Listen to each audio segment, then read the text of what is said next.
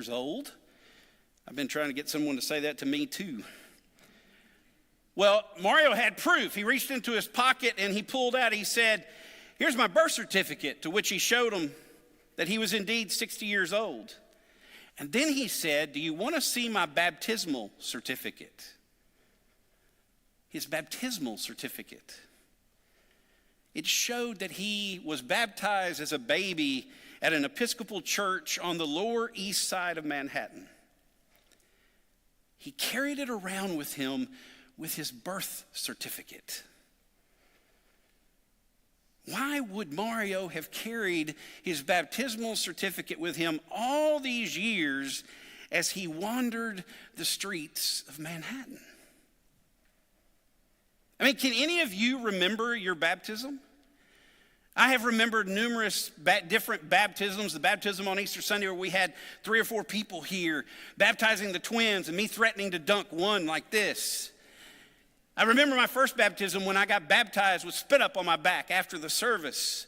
I remember a baptism in here when an 80-plus-year-old woman looked at me and said, "Well, if everybody else kneels, I'm kneeling too."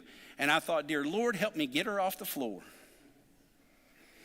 But if you were baptized as an infant, as many of us were, there's a good chance you probably don't remember of that actual event. I know I don't. But we wanted our girls to know when they were baptized.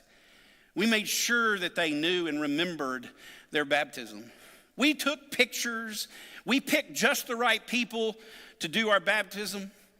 John Leggett did one. Stephanie Brown did the other. We have these cross-stitched things that Jody's mother did that has their baptism date, and we hung it in their room. We wanted them to remember. We had a deal that had multiple pictures on it so they could remember the day they were baptized. Even today, we have one of those frames that scrolls through pictures, and I've noticed that every once in a while, one of those pictures comes up. We wanted them to remember not the day, the year, the month, not that. We wanted them to remember the importance of that moment, to whom they belonged. You see, in our tradition, baptism marks us as belonging to God.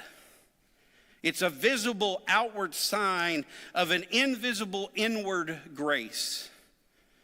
It's also important to note that the Holy Spirit does this work in us. It is not